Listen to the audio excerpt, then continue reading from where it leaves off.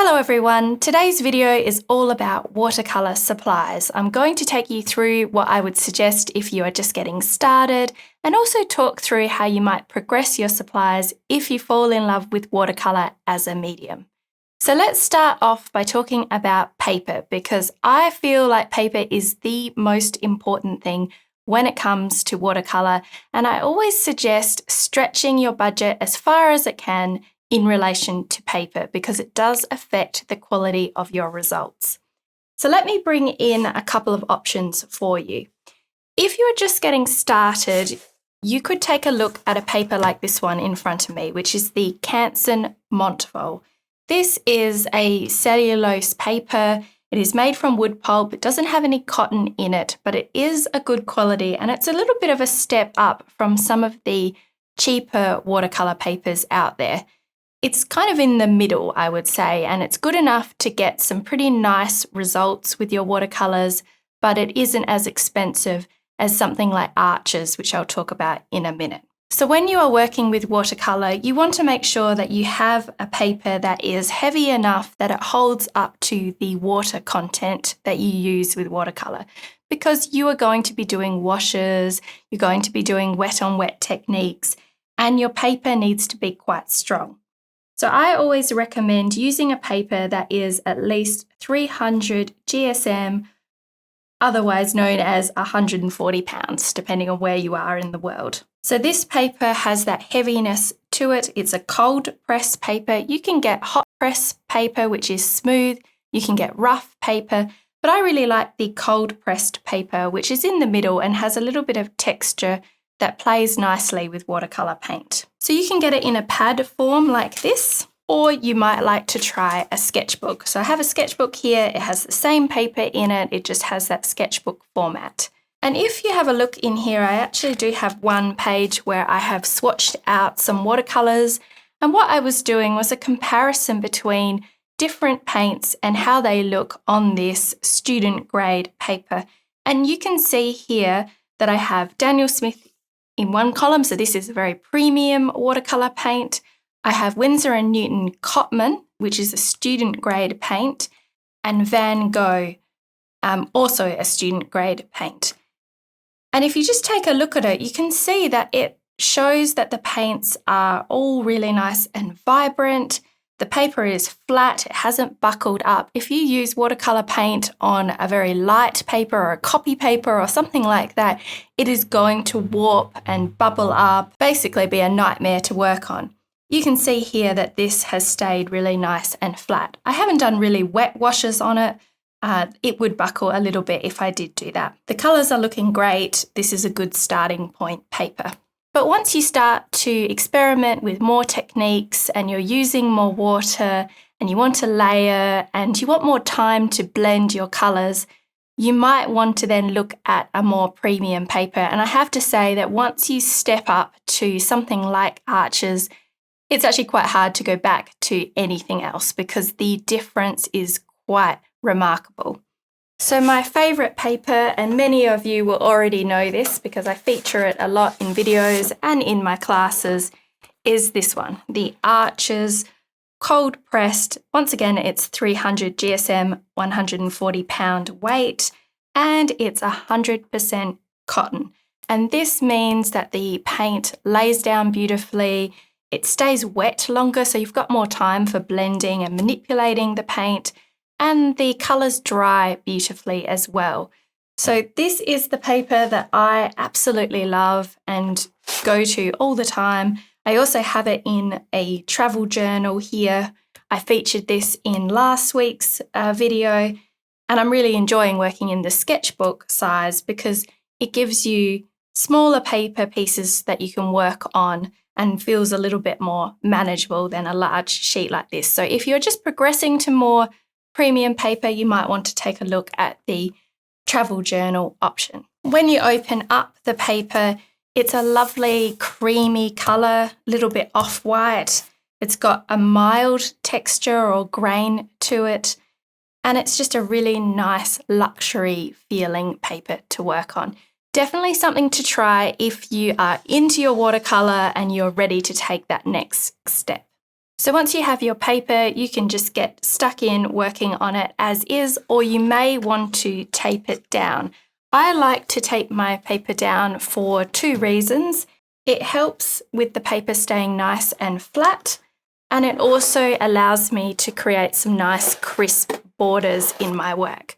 So if I'm working on a loose sheet of paper, I will often tape it down to something like this, which is just a wooden board, quite a thin wood board. And I use my tape to go around the edges and to hold the paper down. So it creates a nice frame, and it also helps to prevent buckling and warping. All watercolour paper will buckle and warp to a certain extent, particularly if you're using quite a bit of water and you're also using some dry elements and you have different types of areas on the page. Taping can help with that. So the tape that I use is called Express It. It's an Australian brand that I get from a local art shop, and you can see that I have it in quite a few different thicknesses. This allows you to create different kinds of frames. If you prefer to have a wider border at the bottom and the top, you can do that, or you can have an even border all the way around the edge. It just gives you options as well, depending on the size of the paper. So this is an artist grade masking tape. It is designed to work with art projects, and it lifts fairly easily from the page, but you always have possibilities of running into trouble with tape and tearing your paper. So there are a few things to keep in mind. One is that it will tear a lot more easily on a student grade wood pulp paper. It will also tear more easily if it's cold, so if it's a cold day. So the way to get around that is to heat up your tape. So if you feel like it's resisting when you pull the tape up, grab your hairdryer, run it around the tape, and that will loosen up the adhesive. I find that I have a lot more trouble with the tape on my student grade papers compared to the Arches paper. If it's a hot day, which it often is in Australia, the tape will come up really easily. If it's a bit cold, I might have to warm things up. Other than that, I find that it doesn't really matter too much which tape I use. So you can use painter's tape, that blue tape that you often see, frog tape, various different masking tapes that are out there, as long as you are careful around how you lift it up. So let's talk about paint. So when I first started watercolour painting, I had a set like this. So many of you will have seen these. These are very affordable student grade paints that are designed often for children to use. I certainly bought this set for my kids, but ended up finding that I was drawn to them and I ended up playing with them quite a bit. And this is how I became familiar with watercolour and how watercolour works. And what I love about these sets is that you get heaps of colours. It's a really fun and inviting format. You don't have to worry too much about knowing how to mix colours because there are so many options there. And it's a great way to just get stuck in and have a bit of a play. But you will notice that the colours aren't heavily pigmented. Sometimes they can dry a little bit weird. They're not premium paints by any stretch of the imagination, but they will give you a feel for things. Once I had a bit of a play with these, I really wanted to find out more about watercolour and experience a higher quality of paint. And what I ended up moving into is a really fun and affordable option. And I'd forgotten about this until recently when I saw these in amongst my art supplies. So let me bring in what I'm talking about.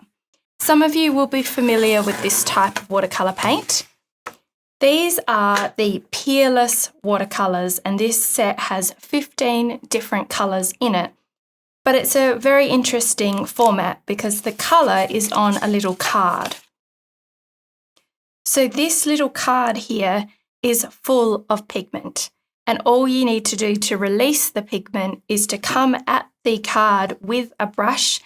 And usually it's easy to use something like this, which is a water brush that already has water inside of it. So all you have to do to activate the colour is to grab your brush and rub on the card, and it will pull the pigment out, and then you have paint. You will see that these colours are extremely vivid. they are transparent, they mix beautifully, and they're really, really fun and accessible because you can get going with a set like this as long as you have a brush and some paper. And it's something that you can bring on the go or work on the kitchen table.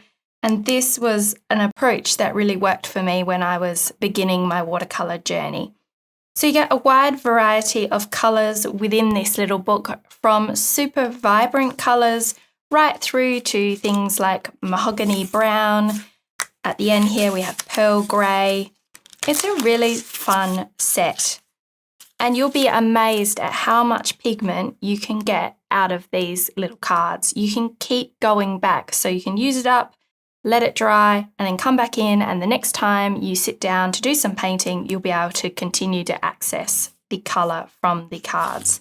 So a really unique way of watercolour painting, and it's been around for years and years and years. This is a set that was first designed or first came out early on. It says that it was published in 1902. So these watercolour sets have been going strong for a really long time. So I would then take a look at some student grade options such as Winsor & Newton Cotman and the Van Gogh watercolour paints. So I have two little sets here. You can also get these in tubes, but I have the pan sets. Pan sets are a good starting point because it's easy to just wet the palette, grab your brush, and you can start releasing the pigment, and often you'll have a little mixing area in your palette and you can get going quickly and easily. So these are the paints that you saw at the beginning of this video that I had swatched out on the Canson Montvale paper. They are both really vibrant, and these sets will encourage you to learn how to mix your colours. So you could buy a much larger set, but at this point you might want to focus in on how you can generate colours through mixing your primaries and bringing in some earth tones. My favourite of these two is the Van Gogh set. I find the colours just slightly more vibrant. They also re-wet easier, so they're quite easy to get out of the pans, and they are probably just a little bit more opaque, so that might not be for everyone, but for the work that I do, abstract painting, I quite like the fact that the colours are just a little bit punchier and more opaque. So these two sets are student grade watercolours, so they aren't quite as pigmented as an artist grade watercolour. Sometimes they don't lay down as easily or blend as nicely or dry in the way that you want it to dry, but they are fantastic for getting started and actually are pretty good paints. But if you are looking to go up to that next level, then you might want to take a look at my favourite paints, which are Daniel Smith or any of the other premium artist grade paints like Winsor & Newton, Schmincke. There's plenty of them out there. I particularly like Daniel Smith watercolours because they have all sorts of interesting colours that do different things rather than just your straight up ordinary watercolour paints. They have colours that shimmer, colours that split in unique ways. They have colours that have heaps of granulation, which is a type of texture in the paint. I just find that they have colours that are just that little bit different and exciting, and I don't know, there's just something about them. So if you are just getting started with your more premium watercolours, you might just want to buy a few tubes and see how you go, because they are quite expensive. And if you do already have a student grade set with all your basic colours in it, you might want to just look at some of those specialty colours that I talked about. And these can be a way of bringing in some more excitement and different possibilities into your paintings. So some of the colours that I started with were things like Cascade Green. I absolutely love the way this colour splits. It shows different shades of green and blue in the one colour. Another colour that I really love is Naphthalmide Maroon. This is just a really beautiful, deep, rich, very saturated, pigmented colour. And it's actually very similar to the colour that I'm wearing in my top today. And so what I would suggest is just picking a few colours that you love. They don't necessarily have to be the perfect colours for mixing, but just getting some colours that you would enjoy working with can be a fun approach, especially if you are into abstract painting and you have that kind of mindset of playing with colour and pattern. So I'll bring in a few more colours that I started with. I love this duochrome Autumn Mystery because it has a copper colour and a bit of a shimmer to it. Quinacridone Deep Gold is a beautiful, rich, sort of burnt orange colour. I find it mixes lovely with other colours. It always reminds me of autumn. Buff Titanium is a colour that I use a lot just to mix into other colours because you can create all these beautiful pastels. And then I have a couple of little tubes here. French Ultramarine, which is a beautiful bright blue with quite a lot of granulation in it. So when you paint it down, you can see the texture coming through. And then I have Rhodonite Genuine, which is a really nice pink colour. So these are colours that I love to work with, and you can probably see some of the colour palettes that I use in my art if you just take a look at this selection of colours. And that was my approach when I started, was just to choose some colours that I love and then play with them and experiment with them and combine them with some of the other paints that I already had.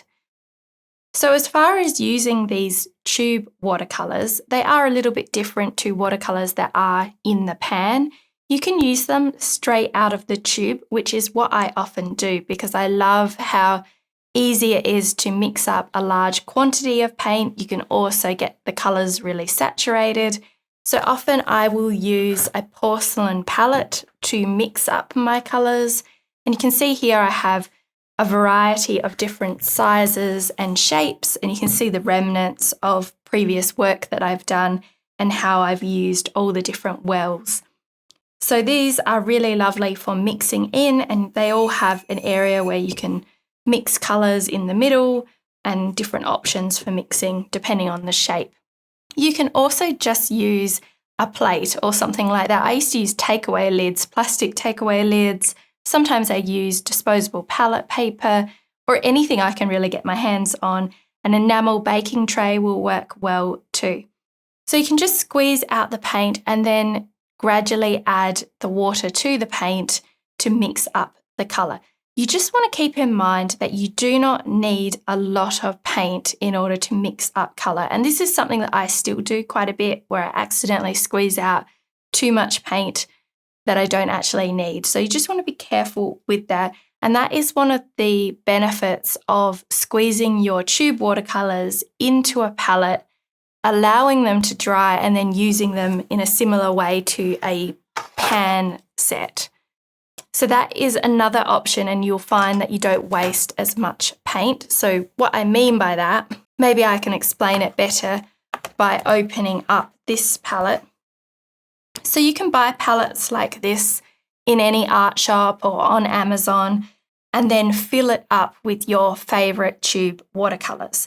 So all you need to do is squeeze the paint out of the tube into the wells and then leave it to dry overnight. So leave it to set, and then when you come back, you'll have a pan watercolour set. And as you use up the paints, you can replace the wells from your tubes. So that's a good way to do it, and that will eliminate wastage. It all comes down to personal preference as well. You will find that once a paint has set, it just takes a little bit more work to re-wet it and get the paint moving again. You can spritz it with a spray bottle or just put a little drop of water onto the pan to get the paints going. So we've talked about paper and we've talked about paints. Let's talk about your tools. So when I say tools, mainly I mean brushes. So I'm going to bring in my current favourites as far as brushes, but I'll also talk about some alternative options. At the moment, I've been enjoying working with the Princeton Velvet Touch brushes. These are a mid-range brush, and they are a little bit more expensive in some respects. It's all relative, of course, because there are extremely expensive watercolour brushes out there. But I do find that these are a really sweet spot They glide through the paint beautifully, they hold a lot of water, they last for a long time if you take care of them, and they come in a range of sizes and shapes as well. So I like to have, let me just pop a couple aside and talk about the main brushes I use, and then I'll mention a couple of extras. So let's talk about my absolute workhorse of a brush, and that is the size 8 round brush. This one is a long round brush, and it has a bit of an extra long body to it. But I just generally like round brushes in around the size 8. You can also try the Princeton Neptune brand. That's the brand that I have used in the past and still continue to use, but I have been really enjoying these Velvet Touch ones. So this is the size that I find you can do a lot with. You can still get a really nice tip with this size, and you've got a bit of body there to be able to paint a variety of different shapes.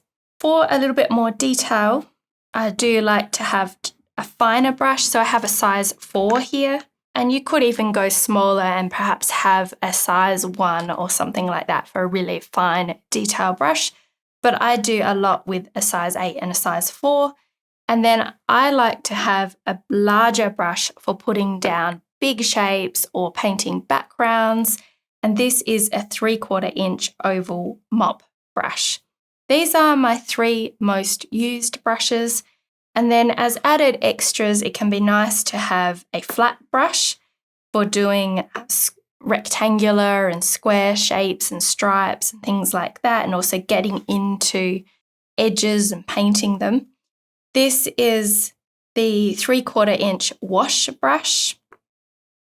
And I also sometimes use the angular shader brush, which is 3/8 of an inch. So this is a great little set for doing many, many different things with watercolour. But as I said, this is a mid-ranged price option. I certainly didn't start with these brushes. You can get away with pretty cheap, affordable brushes when it comes to watercolour. And I started off with some value sets. Princeton is great because they have many different brushes at different price points. And when I first started, I used their value sets. And I also used the Princeton Select range, which is more affordable. You can certainly feel the difference. This is much sort of rougher. It doesn't have the same silky texture as the Velvet Touch does. And these hold more water, so you can certainly get large washes down more easily, long strokes and things like that. And they're also just more precise. When I finished using a brush, I just rinse the paint out with water. That's one of the great things about watercolour, is that it doesn't stick to your brushes.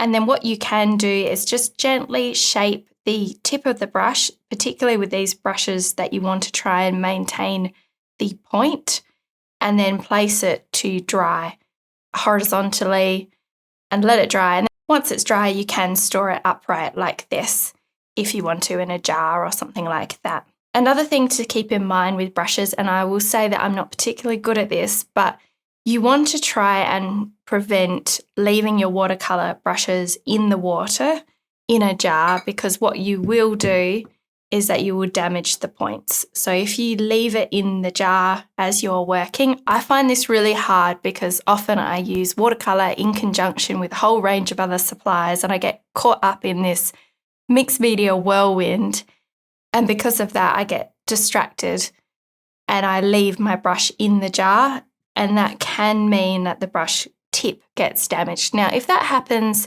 you can reshape the brush to a certain extent. Also, I will often then retire that brush from my more exact watercolour work and then continue to use it just for mixed media and scruffy techniques and things like that. But when I get a new set like this, I try to maintain those points, because that way you'll be able to get into corners and paint more detailed work easily. So speaking of water jars, you will need some water. I tend to try and have at least 2 water jars going at a time. If I'm working with watercolour, I do like to rinse off in one and then have a clean jar so that I can add clean water to my mixes. Sometimes I will have a jar for cool colours and a jar for warm colours. I feel like you can't have too many water jars when it comes to watercolour. It's not something to get bogged down in though. When I first started, I used to just have messy buckets of water everywhere and not worry too much about trying to use one jar for one thing and another jar for another thing, because sometimes your mind just does not work that way, especially when you are caught up in the fun of beautiful colours and marks and shapes and you are having a good time with your art, which is what you really want to be doing. You're not too worried about the do's and don'ts of watercolour. In fact, that's something that I do want to mention. There are so many tips out there, advice, lots of do's and don'ts, and you're doing this wrong, and watercolour mistakes and things like that. I never considered any of that when I started watercolour. I just saw it as an opportunity to learn as I go, experiment. It's only later now I go into some of those things and refine skills in areas, but I feel like if you get too bogged down at the beginning of your art journey in what's right and what's wrong, it can get in the way of you even getting started because it becomes overwhelming and you feel like you're doing things wrong. When in actual fact, there's no wrongs with art. It's all about figuring out what works for you. So I'll just finish off with one or two other things that you may want to have by your side. Definitely consider having some paper towel nearby. I often put these just under my water containers, and that way when I rinse out my brush, I can also dab on the paper towel to get rid of any extra pigment that I don't want on the brush to help keep my brushes clean in between colours. It can also be helpful if you have a really big puddle of paint on your page, you've put down too much water and you want to lift some of that paint or water off the page. I'll often just dip the corner of my paper towel in and lift some of the paint up. So it's definitely a handy thing to have by your side. So I will often have a graphite pencil, usually just an HB or something like that, and an eraser. Now this is a soft art eraser. You don't want anything too hard or plasticky. This works really well for just erasing any pencil lines that you might use in your art. I will sometimes draw up some guidelines, a grid or something like that, or measure things out, and I'll put a couple of little pencil lines here and there that I want to remove. Just keep in mind that if you do put graphite pencil down and then paint over the top of it with your watercolour, so if you decide to outline a shape and then you paint over the shape and the outline, you won't be able to erase the pencil line. So sometimes I will try and keep inside an outline so that I can remove the line later. I also have a ruler. This is useful if you are measuring any kind of grid or taping up and you want to make sure your tape is in the right place or even or anything like that. I just find it's helpful to have. Not everyone would need a ruler, but I use mine from time to time for the kind of designs that I do in my art. And what else? I wanted to bring in just a couple of mixed media things that I use. I'm trying to keep this video to watercolour supplies, but when I am using watercolour, I do quite frequently use white acrylic ink.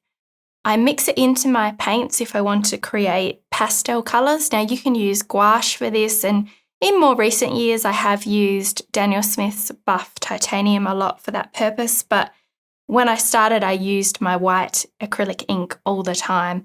I also use it for little details, so coming over the top if I want to add some white elements or design details, I will quite often reach for this because it is really nice and white, opaque, easy to apply, and it's just something that I like to have as an option when I am using my watercolours.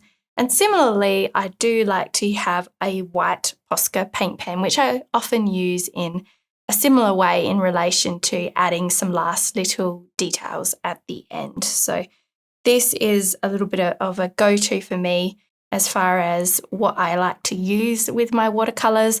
There are all sorts of other supplies that I combine with watercolour too, but that's a video for another day. I just wanted to share with you some of the supplies that I like to use for watercolour And to give you some options depending on where you are in your watercolour journey, it doesn't matter what you use. It's all about getting stuck in and enjoying the process. So always keep that in mind and think about what would be fun.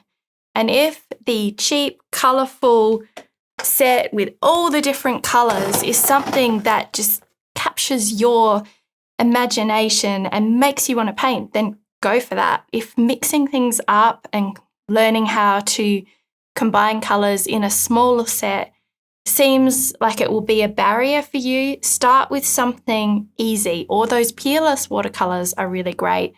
And then you can progress to other things if you feel like it, if that feels like it will be good for you. So what I will do is I'll link the supplies that I've mentioned in the description.